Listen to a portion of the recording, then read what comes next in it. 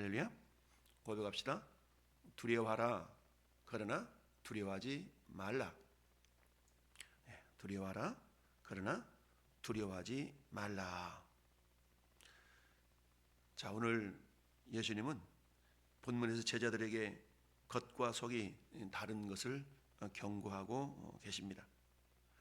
자, 우리가 성경에서 신앙생활을 너무너무 완벽하게 잘하는 사람의 모습으로 바리새인이라는 사람들을 거명을 합니다. 그런데 또한 역으로 이 바리새인들의 신앙은 겉으로 볼 때는 너무 완벽해 보였지만, 그러나 그 실상을 들여다보면 너무 외식적인 것, 즉 겉과 속이 너무나 다른 그런 이중적인 삶의 신앙의 모습을 우리 예수님은 신랄하게 책망하시는 것을 봅니다. 그래서 화있을진저 화있을진저 라고 예수님이 앞에 11장에서 말씀하셨습니다. 이 바리새인과 율법 교사에 대한 책망, 앞장 39절에서 너희 바리새인은 잔과 대접의 겉은 깨끗하나 속에는 탐욕과 악독이 가득하다 라고 책망합니다.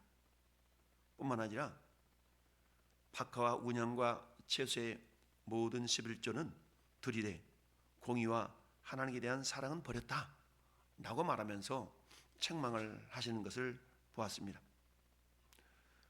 뿐만 아니라 너희는 율법 교사여 지기 어려운 짐을 사람에게 지우고 너희는 한 손가락도 이 짐에 되지 않는구나 라고 하면서 책망하시는 것을 보았습니다. 이처럼 서기관 바리새인 율법 교사들, 이들의 모습은 겉으로 볼 때는 굉장히 신앙적인 삶을 사는 것 같았으나, 그러나 그들의 실상을 볼 때는 전혀 그렇지 않다라는 것을 우리 주님이 책망하셨습니다. 왜냐하면 사람은 외모를 보지만 우리 하나님은 중심을 보시는 하나님이시기 때문입니다. 그러시면 오늘 본문에 들어와서 이렇게 다시 말씀하고 계신 것이죠. 그동안에 우리 수만 명이 모여 서로 밟힐 만큼 되었더니, 예수께서 먼저 제자들에게 말씀하시되 바리새인들의 누룩 곧 외식을 주의하라. 외식이라는 말은 겉으로 꾸민다 라는 그런 의미의 단어인 것이죠. 그러면서 아무리 꾸미고 겉이 그러한 척하고 속은 안 그런 척 한다 할지라도 2절 말씀에 감추인 것이 드러나지 않을 것이 없고 숨긴 것이 알려지지 않을 것이 없다라고 말씀합니다. 즉 우리 말에 영원한 비밀은 없다라는 말이 있죠. 또한 낱말은 새가 듣고 반말은 쥐가 듣는다라는 속담도 있습니다. 아무리 우리가 은밀하게 고백하는 것이라 할지라도 그 말은 결국 알려지게 되어 있다라는 얘기입니다. 우리 요즘 정치권을 바라보면 이것을 할 수 있는 것 아니겠습니까? 몇 날 며칠 몇 시에 정치인들이 대화하던 그 내용들이 당신만 알고 있어? 이건 우리 비밀이야? 라고 말했다 할지라도 그 내용이 다 누군가에 의해서 녹음이 되어져서 까발려지는 경우가 얼마나 많이 있습니까? 따라서 영원한 비밀은 없다 라는 것이 이 세상의 진리처럼 이렇게 적용이 되어지고 있습니다. 그래서 3절 말씀에 이러므로 너희가 어두운 데서 말한 모든 것이 광명한 데서 들리고 너희가 골방에서 귀에 대고 말한 것이 지붕 위에서 전파되리라. 숨겨질 것이 아무것도 없다. 또한 다르게 표현한다면 아무리 인간이 숨기려고 은밀하게 모의하고 대화하고 하는 모든 것들을 할지라도 우리 하나님은 이 모든 것을 아시는 전지하신 하나님이라는 것을 우리가 잊지 말아야 됩니다. 오늘 본문의 제목을 두려워하라 그러나 두려워하지 말라 라고 말씀했죠. 그렇습니다. 제자들에게 바리새인들의 누룩을 주의하라 라고 주님 말씀하시는데요, 결국 위선, 외식은 다른 말로 표현하면 위선이라고 말할 수가 있겠죠. 왜 사람들은 외식하고 위선의 행동을 할까요? 그래서 한마디로 말하면 사람들을 두려워하는 마음 때문입니다. 이것을 잘 아시는 주님께서 4절에 내가 내 친구 너희에게 말하노니 몸을 죽이고 그 후에는 능히 더 못하는 자들을 두려워하지 말아라. 진정으로 두려워할 대상이 누구인지를 말씀하고 있는 것이죠. 여러분, 사람은 아무리 힘있고 능력있고 권세가 있어서 또 다른 사람을 해할 수도 있고, 그리고 그 사람들에게 정말 두려움을 줄 수도 있죠. 그런 심지어 목숨을 해할 수도 있습니다. 그러나 그 후에는 능히 더 못하는 자, 그 후에는 더 능히 못한다라는 말씀은 어떤 의미가 있을까요? 그것은 지난주에 설교에서도 우리가 들어봤던 것처럼 우리네 인생이, 여러분, 어머니 뱃속에서 10달, 이 땅에서 100년, 그것으로 끝나는 것이 아니라 죽음 이후에는 심판이 있다. 죽음 이후에는 두 세계가 있다. 그것은 영원한 천국 아니면 영원한 지옥의 세계가 있다 라는 것을 우리에게 말씀해 주셨습니다. 그렇습니다. 그렇기 때문에 너희의 몸을 죽이고 후에는 능히 더 못하는, 즉 우리 인간, 사람이라는 존재는 몸으로만 구성되어 있는 존재가 아니라 영혼이라는 것이 우리에게 있다라는 것을 말씀하고 있습니다. 따라서 우리 육체는 이 땅을 살아가기 위해서 필요한 옷과 같은 것이죠. 여러분, 옷이라는 것은 시간이 지나면 헤어지고 낡아지고, 그리고 어때요? 때로는 바꿔 입기도 하고 그런 거 아니겠습니까? 마치 우리의 육체는 이 땅에서 필요한 의복과 같아서 이 땅을 떠나는 순간에 이 육체는 결국 흙으로 돌아갈 수밖에 없습니다. 우리 하나님이 에덴 동산에서 범죄하였던 아담과 하와를 향해서 너는 흙이니 흙으로 돌아갈 것이니라 라고 말씀합니다. 여기서 흙이라는 것은 뭡니까? 아파르라는 것, 결국 땅의 먼지를 의미하는 단어라 그랬죠. 결국 우리 안에 영혼이라는 것이 살아있지 않다면 우리 인간은 먼지에 불과하다라는 것을 의미하고 있습니다. 따라서 너희의 몸을 죽이고 그 후에는, 즉 우리의 영혼은 어떻게 하지 못하는 자들을 두려워하지 말라는 얘기죠. 왜냐하면 나라는 삶의 존재는, 나라는 인생은 이 땅에서 우리가 살다가 사라지는 존재가 아니라 영원히 사는, 영생하는 존재로 하나님 우리를 지으셨기 때문이죠. 그러나 중요한 것은 우리 육체가 다하는 날 우리의 영혼은 영원한 천국에서 영원히 사는가 아니면 영원한 지옥에서 영원히 사는가 라는 것이 기다리고 있다는 사실입니다.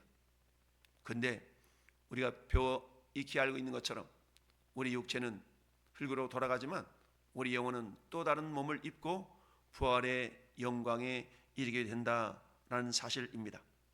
따라서 아무리 육체를 고통을 주고 육체를 해하려고 하는 어떤 사람들의 그런 핍박과 어떤 행위들이 있다 할지라도 그것은 두려워하는 대상, 두려워할 것이 아니고 진정 내 영혼이 영원한 천국에 들어갈 것 아니면 영원한 지옥에 들어갈 것에 대한 두려움을 가질 것을 말씀하고 있습니다. 그런데 그 영원한 천국과 지옥에 대한 그 길을 결정하는 것은 이 땅에 존재하는 권세 있는 자가 아니라 결국 온 우주를 지으시고 지금도 통치하고 계시는 하나님 아버지, 즉 하나님의 권세 때문에 달라질 수가 있다는 얘기죠. 따라서 5절 말씀에 마땅히 두려워할 자를 내가 너희에게 보이리니 곧 죽인 후에 또한 지옥에 던져넣는 권세에 있는 그를 두려워하라.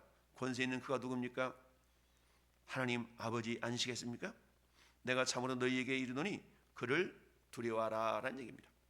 여러분, 두렵다, 두려워하다 라는 말은 경외라는 말로 우리가 표현할 수가 있습니다.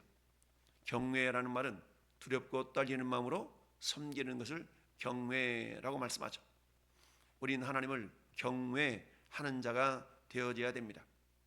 여러분, 우리는 어릴 적 우리 부모님이 나와 어떤 관계였는가에 따라서 하나님에 대한 인식이 사람마다 다르다라고 그랬죠. 우리가 다니엘 기도회를 통하여 많은 사람들이 아버지에 대한 경험, 그 경험이 곧 하나님과의 인식으로 변화되어지는 것을 우리는 보았습니다. 어릴 적 아버지가 굉장한 폭력과 핍박과 박해의 그런 모습으로 다가가는 그런 아버지였다면 하나님도 그런 하나님으로 이렇게 인식하게 되죠. 그러나 본인과의 어릴 적 관계가 너무 사랑스럽고 원만하고 아름다운 관계였다면 하나님도 그런 하나님으로 인식하게 되어 있는 것입니다. 그러나 이 땅을 살아가는 날들 동안 때로는 우리의 삶이 평탄한 길만 있는 것이 아니라 여러 가지 어려움 속에 있을 수가 있죠. 그러다 보면 어때요? 이러다가 내가 죽는 거 아닌가? 차라리 죽는 것이 나은 거 아닌가? 라는 생각을 할 때도 있습니다. 그래 여러분, 어떤 상황 속에서도 우리는 지옥 가는 인생이 아니라 천국 가는 인생이 되어져야 되겠죠. 물론 지금 예배하는 저와 여러분들은 예수 그리스도의 은혜로 우리는 천국 인생이 되어졌지만, 그러나 나는 이미 천국 가는 인생이 되었으니까 라고 생각하고 내 마음대로 살아가는 인생이 된다면 이 사람은 여전히 예수님을 믿지 않는 사람이다 라고 말할 수가 있습니다. 왜냐? 예수님을 믿는다는 것은 내 인생의 주도권을, 내 인생의 운전대를 예수님께 내어드린 자의 모습을 우리는 그리스도인, 신앙인이라고 말할 수가 있기 때문입니다. 참으로 두려워할 자가 누군가? 그를 두려워하라. 그는 누굽니까? 하나님 아버지. 세상의 어떤 권세자가 나를 위협한다 할지라도 그를 두려워할 것이 아니라 진정 우리의 생명을 영원한 천국이든 영원한 지옥이든 이끌어갈 수 있는 우리의 주관자이신 하나님 아버지를 두려워할 수 있어야 된다라는 얘기입니다. 그렇다면 우리는 어때요? 참새 5마리가 두 아사리온에 팔리는 것이 아니냐? 그러나 하나님 앞에서는 그 하나도 잊어버리시는 바가 되지 아니하느니라 라고 말씀합니다. 그러면서 너희에게는 심지어 머리털까지도 다 세신 바 되었나니 너희는 두려워하지 말라. 너희는 많은 참새보다 더 귀하니라 라고 또한 말씀하고 있습니다. 여러분, 우리가 진정으로 두려워할 대상은 하나님이지만 또한 역설적으로 표현한다면 그 하나님을 우리는 두려움의 대상이 아닌 하나님을 사랑의 대상으로 우리가 바라볼 수 있어야 된다는 얘기죠. 하나님 알지 못하는 자들을 향해서 당신이 진정 두려워야 될 대상은 사람이 아니라 여러분을 지으신 창조주 하나님이십니다. 그는 세상을 심판하시고 여러분을 천국으로 지옥으로 이끌어 가실 수 있는 만 우주의 주인이십니다 라고 우리가 선포할 수 있어야 되고, 뿐만 아니라 우리도 역시 마찬가지 그런 하나님에 대한 경외심을 가질 수 있어야 됩니다. 따라서 우리가 진정으로 주님을 섬기고 믿는 믿음이 있다면, 그러나 실제할 말씀에 그러나 너희는 두려워하지 말아라 라고 말씀하고 있습니다. 참새 한 마리도 하나님 허락하지 아니하시면 땅에 떨어지는 법이 없다. 이 말은 그러한 미천한 참새까지도 하나님은 붙들고 계시는 분이다. 그러면서 하물며 너희는 어떠냐? 머리털까지도 다 세신 바 되었다 라는 말씀, 무슨 말씀입니까? 우리를 그만큼 세밀하게 지켜보시고 보호하시는 하나님이시다라는 말씀입니다. 여러분, 참새 한 마리까지도 지키시고 보호하시는 하나님이실진데 너희는 많은 참새보다 더 귀하다라고 말씀하시죠. 즉 하나님은 우리들 그만큼 사랑하시고 보호하시는 하나님이다. 그럼에도 불구하고 하나님을 우리는 경외하는 마음을 가질 때에 우리 신앙생활 자체가 어때요? 굉장히 경건하게 될 수가 있다라는 사실입니다. 그렇습니다. 첫 번째는 정말 죽음 위의 세계, 우리의 생명과 죽음을 주장하시는 그 하나님을 향한, 그분을 향한 두려움을 가질 것을 주님이 말씀하고 있지만, 그렇다고 해서 우리가 두려움에 휩싸여 사는 인생이 아니라 그럼에도 불구하고 그 하나님을 사랑하는 마음을 갖는다면 우리는 두려움이 아니라 경외하는 마음, 두렵고 떨리는 마음으로 겸손히 사랑하는 마음으로 섬기는 자세를 가질 수가 있다는 얘기죠. 따라서 우리 주님은 두려워하되 그러나 진정 두려워하지 말아라. 무슨 말씀입니까?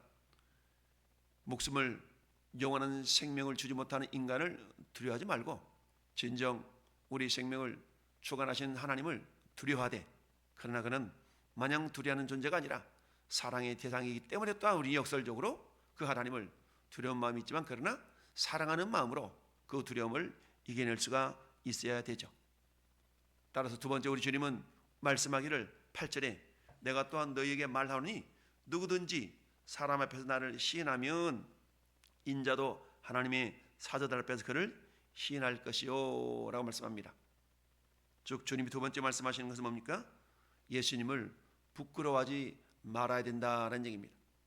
우리는 가끔 말씀드린 것처럼 어떤 사람이 겨우 예수님 믿고 예배당에 들어가는데 이제 교회로 가려고 그러는데 사람들이 눈치가 보입니다.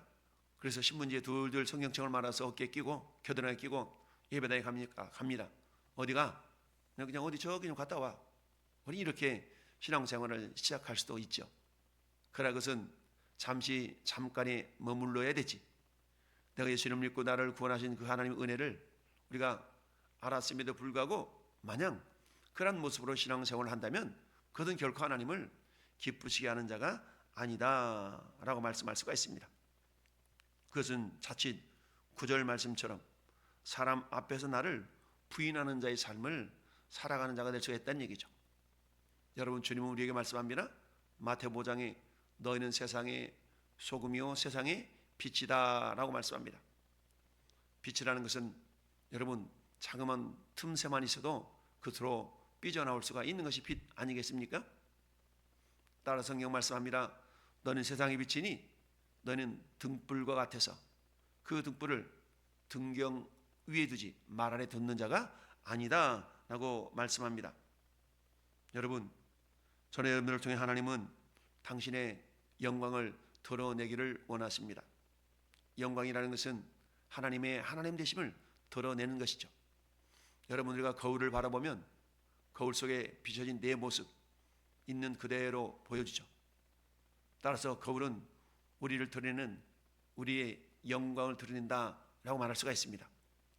하나님 우리가 당신의 거울이 되기를 원하십니다. 우리를 바라보는 많은 세상 사람들이 우리를 통해서 하나님을 발견할 수 있기를 원하시죠.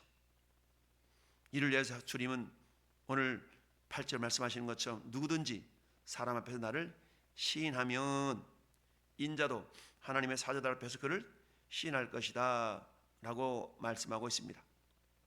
여러분 예수 그리스도를 믿는 믿음의 사람들의 정체성 가운데 한 가지는 어떤 상황 속에서도 I am a Christian, 내가 그리스도인인 것을 드러내는 것입니다. 여러분 하나님을 경외하는 마음을 가질 때 우리는 사람을 두려워하지 않을 수가 있습니다. 여러분 갈라디아서 1장 10절 말씀은 사도 바울이 이렇게 고백합니다.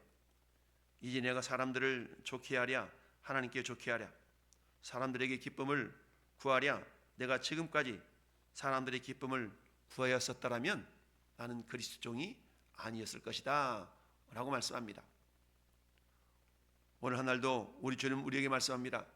사람들을 두려워하지 말고 진정 우리의 생명을 천국과 지옥으로 이끌어갈 수 있는 하나님을 두려워하라. 그러나 그 두려움은 막연한 두려움이 아니라 경외심을 갖고 사랑하는 마음을 갖는 두려움의 마음이 되어질 때에 우리 신앙생활이 경건하고 거룩한 신앙생활을 하게 된다라는 이야기입니다. 따라서 우리를 영원한 천국으로 인도하신 그 하나님을 우리는 뭐 해야 된다? 자랑할 수 있어야 된다라는 얘기입니다. 여러분 우리는 하나님을 부끄러워하는 존재가 아니라 내 신앙을 부끄러워하는 존재가 아니라 내 신앙을 자랑하는 자가 되어져야 됩니다. 우리 인생의 가장 큰 기적이 뭡니까? 그것은 내가 예수 믿고 하나님의 자녀가 되었다라는 얘기죠. 근데 그 믿음이 알아서 내가 믿을게 라고 해서 하는 그런 믿음이 아니라 그 믿음은 하나님을 주신 선물인 것이죠. 하나님 믿음을 주시지 아니했다라면 우리가 결코 믿을 수가 없는 것이죠. 따라서 내가 믿을게라는 그 고백도 결국은 하나님이 주시는 선물이었다는 것을 우리는 차후에 깨닫게 됩니다. 사는 성도 여러분, 오늘 한날도 우리 주님 우리에게 말씀합니다. 하나님만을 두려워하고 인간을 두려움의 대상으로 삼지 말 것, 그리고 예수님을 자랑하는 자가 되어라 라고 말씀합니다. 그러나 세상은 여전히 우리에게 사람을 두려워하라고 요구합니다. 하지만 하나님을 두려워하는 마음이야말로 위선에서 우리를 자유롭게 하고 진짜 믿음으로 살게 하는 능력인 줄 믿습니다. 오늘 한날도 하나님을 경외하고 세상 앞에서 당당히 나는 예수님의 자녀입니다 라고 자랑하는 우리 모든 성도가 될 수 있기를 예수님의 이름으로 축원합니다. 아멘.